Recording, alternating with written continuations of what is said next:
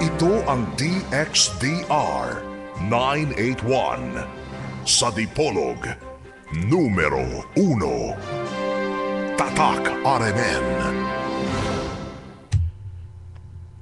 Tatak alas 6 sa buntag. Mga tinahod nga tigpaminaw, mga ginikanan, mga kaigsuunan, avid listeners of this program, ang tulumanon nga giulukan ang kahayag sa pagtuong Katoliko aniyan usab sa kahanginan. Of course, dinhigyapo no sa RMN Dipolog, DXDR 981 AM. O usab no naka-simulcast sa FM 94.1.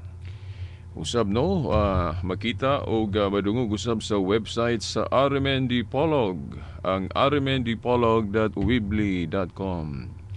Kining ubos nyo nga lagad no si Shelbert Dondoyano Sr. alias Veritas mao gyapon maging uban kaninyo subaog tulumanon. Dili dayon ta maglangan no diretso dayon ta kay ang oras gadagan ato namang yuning naandan nga kining atong mga topiko sa pagtuo. Dili gyud nato no maarang gyud sa usag ka oras kung ato gyung ditalihon og maayo mao na nga parang di ta malangan sugod dayon ta no. So pizza 5 karon no sa bulan sa Hulyo tuig 2015. Ato naman tong nahisgutan sa miaging Domingo ang kinibang otoridad o authority. O ako naman tong gisaad kaninyo nga atong ipadayon.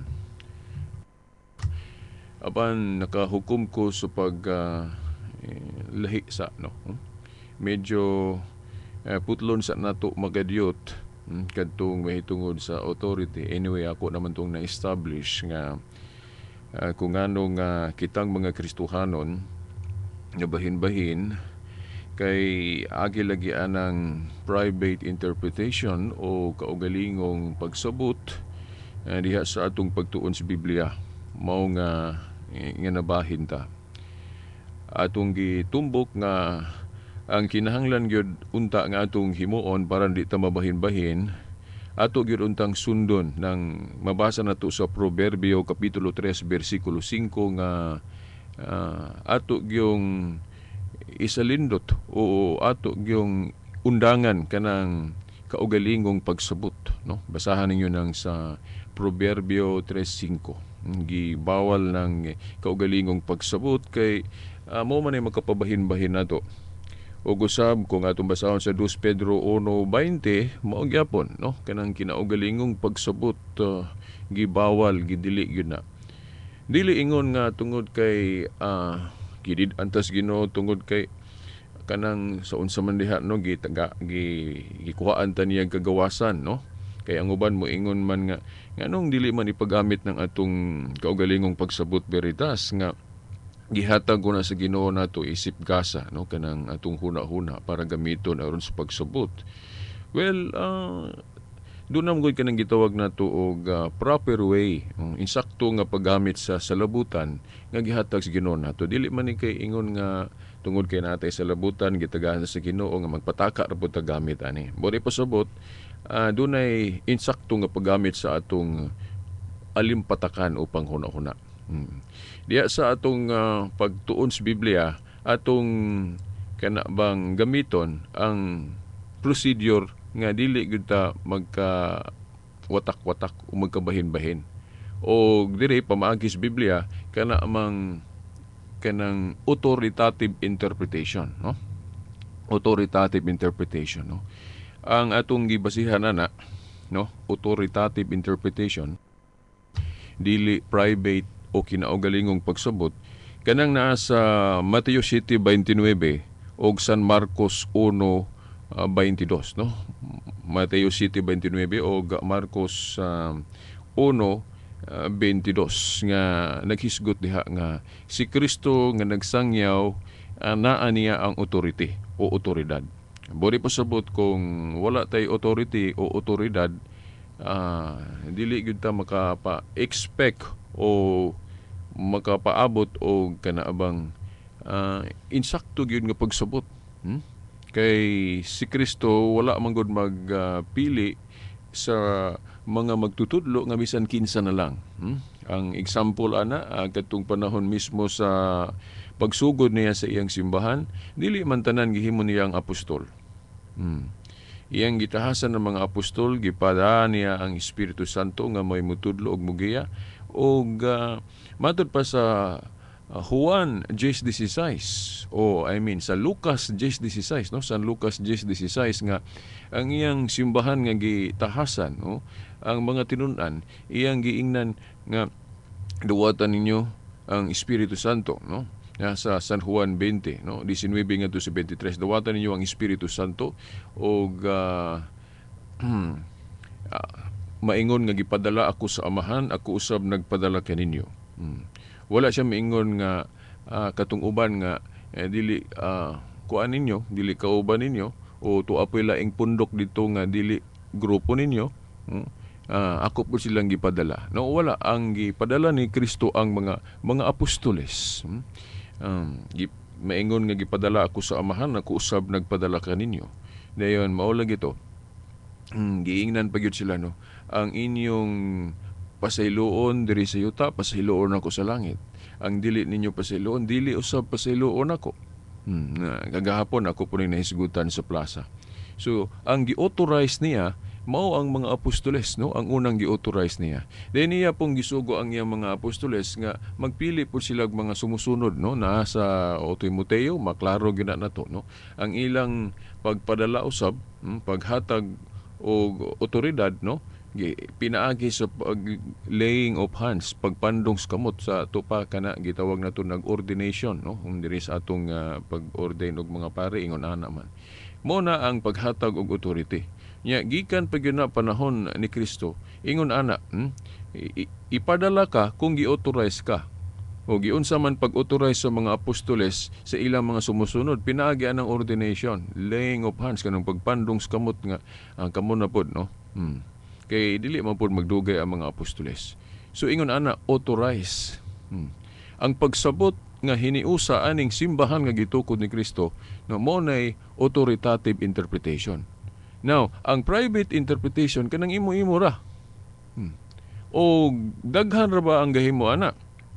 Kay for example ang atong mga igsuong Iglesia ni Kristo, ang ilag yung prime mover ana si Igsoon Felix Manalo man. Nga sa ako galing nahibaw-an, si Felix Manalo ang iyag yung kanabang pagkabata gyud nga namat ang tinuhuan niya katoliko man to. Unya pagka dako niya nagbalhin-balhin siya og laing pundok, laing religion.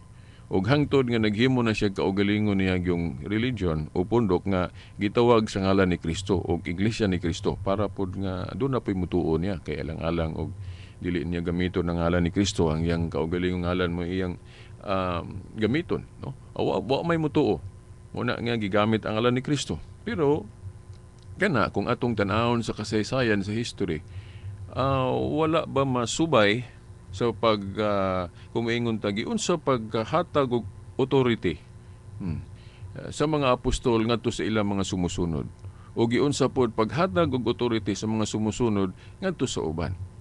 Mao na nga ang Katoliko nagtudloan ng kanabang apostolic succession. Ang walay putol ba nga paghatag og authority? Ingon ana man kay ang simbahan nga gitukod ni Kristo lig-on, dili malumpag, Mateo 16:18 o kini magpadayon gyud no, nasa Lucas 1:33, way pagkatapos ang simbahan o gingherian kuno ni Kristo. Mao na nga sayon ra man unta gyud kaayo ang pagpangita bas tinuod nga simbahan ni Kristo. Sukad masugdi niya niadtong unang siglo, tanaw na to sa atong mga pundok karon kung unsang pundoka ang makasubay nga ang iyang gagikan maganid gyud pagbalik panahon sa mga apostoles. Subot pa subot naa anang grupuha ang authority nga gihatag ni Kristo sa mga apostoles. Kadtong authority nga iyang giingon diha sa Mateo 18:18, ang inyong idili diri sa yuta, idili nako sa langit. Ang inyong itugot usab. Sumuna nga dili katingala nga ang simbahan nga nag-angkon ang kining Katoliko mao ni original gyud nga gitukod ni Kristo nga iglesia, mao nang dili siya mahadlok mo himog mga balaod, mo kana bang mo bind and loose, mulugak og balaod. Sama atong example katong mahitungod sa Sabat nga ang pagpili unsa nga adlaw ta musugod og trabaho wala man giasoy diha sa napulo ka sugo kay giingon ra man unom ka adlaw trabaho ikapito pahulay. Buti po sabot dili istrikto ang Ginoo og kanang pagpili unsa nga adlaw ta musugod og trabaho. Mao na nga ang igpapahulay sa mga Hudiyo sa una natunong og Sabado kay ang ilang gipili nga adlaw diin musugod sila trabaho kana mang Domingo mao nang ang ilang ikapito Sabado. Unya sa New Covenant bagong testamento naghisgot maglaing adlaw sa pahulay mao na atong gidiskubre no laing adlaw sa pahulay kuno Hebrehanon na 4:8 ug mao na ang Domingo no masabot na klaro kay diha no. Sila pa dili man mabasa ko no ang pulong pahulay diha sa Buhat 20 bersikulo 7 Veritas. Dili mabasa ang litra nga nagpahulay sila pero ang ilang gibuhat nagtug-an nga nagpahulay sila kay nag-communion man sila nya kanang communion no Buhat 20 bersikulo 7 buhat man as pagsimba no. Kay kung wala pa nila himo ang igpapahulay na pinagi sa ilang buhat kanang Buhat 20 bersikulo 7 di nagtrabaho unta sila anang adlaw. The fact nga nagkatigom sila but pasabot nahimo nilang espesyal nga adlaw kanang Domingo. Pero moapil pud sila og panagtigom sa mga Hudyo nga matunong anang Sabado.